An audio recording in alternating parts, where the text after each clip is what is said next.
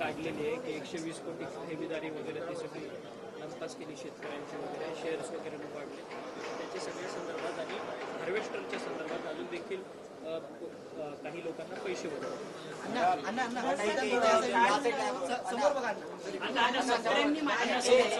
मंत्र्यांनी हे मान्य केलं की जवळपास 4.25 लाख अर्ज जे आहे ते अवैध होते. तो मुद्दा लावून त्याला यश आलंय असं म्हणता येईल का? कारण त्यामुळे शासनाचं एक मोठं नुकसान होता वाचलेलं नाही. ते जर बॅक साइड पाठीमागे जर गेलं ना तर पैसे उचलून घेऊन गेलेले आहेत. ते शासनाचं वाचलेलं नाही. शासनाने 350 कोटी दाखवलं. माझं स्पष्ट मत आहे की हा भ्रष्टाचार 5000 कोटीच्या वरती जाणार आहे आणि त्यासाठी माननीय मुख्यमंत्री महोदय हे परदेश दौऱ्यावरून आल्याच्या नंतर मी लेखी पत्र तयार करून ठेवलेलं आहे, पण तो अधिकार त्यांचा आहे. मुख्यमंत्री महोदयांनी सभागृहामध्ये जाहीर केलेलं आहे बरं का की याच्यावरती सखोल चौकशी नेमू. तर सखोल चौकशी नेमावी आणि एका कमिशनर किंवा माननीय सचिवाच्या अध्यक्षतेखाली चौकशी समिती नेमावी आणि याची चौकशी करावी.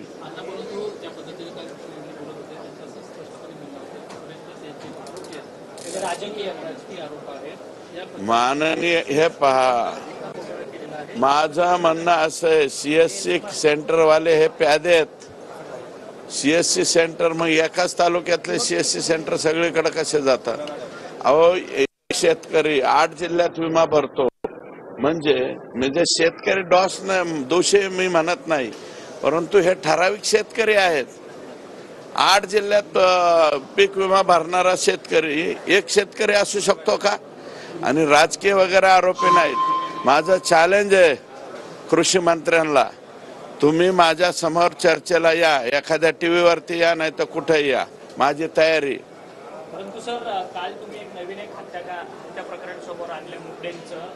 2023 ला परळीमध्ये ही हत्या झालेली होती. 22 नोव्हेंबर मला वाटतं ऑक्टोबर आहे, 22 ऑक्टोबर 2023 ला महादेव दत्तात्रय मुंडे या तरुण माणसाचा खून झालेला आहे आणि त्या खुनाचा अद्याप एकही आरोपी अटक केला गेलेला नाही.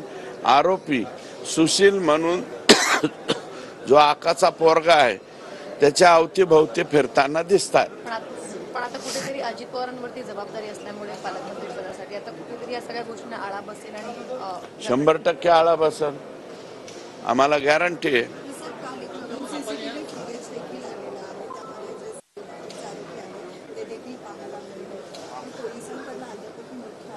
नाही, ते गँग्स ऑफ वाशेपूर, ते सगळे वाशेपूर जे आहे ते सगळे हेच आहे.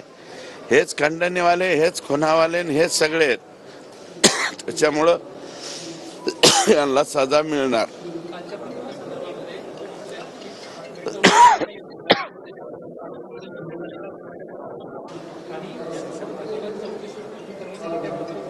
कुठली चौकशी? त्या महादेव मुंडेच्या ना, महादेव मुंडेंच्या खून प्रकरणामधलं मी पत्र तयार केलंय. करुणा मुंडेंच्या बाबतीतलं पत्र तयार केलंय आणि ते गणेश मुंडे जे चड्डी काढणार होते खासदारांची, त्यांच्या बाबतीतलं पत्र लिहिलंय. परंतु सर, या सगळ्या प्रकरणामध्ये राजेभाऊ फड जे राष्ट्रवादी काँग्रेस शरदचंद्र पवार पक्षाचे स्थानिक नेते आहेत, त्यांना बोलण्याचा प्रयत्न केला जातो. सांगितलं होतं स्पष्टपणे, आकानी सांगितलं होतं, महादेव मुंडेच्या प्रकरणामध्ये राजेभाऊ फड मुख्य आरोपी करा आणि आणखी 5 लोक त्यांच्या पक्षाचे नाहीत त्यांना पण आरोपी करा. बापू आंधळे या सगळ्या हत्यांची मालिका जी आहे ती परळी आणि बीडमध्ये. बीड नाही, परळीत.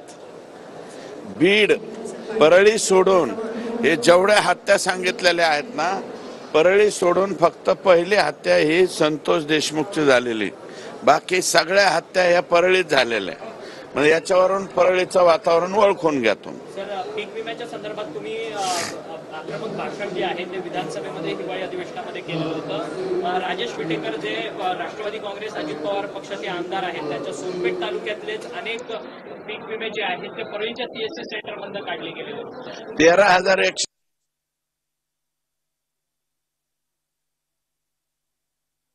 तर सुरेश धस यांनी वाल्मिक कराडवर निशाणा साधलाय. आकाचा मुलगा देखील व्हिडिओत दिसतोय असं सुरेश धस यांनी म्हटलंय. तर हीच गँग खंडणी आणि खुनातील गँग आहे, हे एकच आहेत असं सुरेश धसांनी म्हटलंय. मंत्री महोदय म्हणतायत ना की 350 कोटीचाच घोटाळा झाला. हा 350 कोटीचा नाही. कृषी मंत्री महोदय, तुम्ही आता चार्ज घेतलेला आहे. टोटल डॉक्युमेंट्स पाहिजे असतील तर आम्ही डॉक्युमेंट तुम्हाला प्रोव्हाइड करतो. 5000 कोटीच्या वरती हा घोटाळा गेलेला आहे.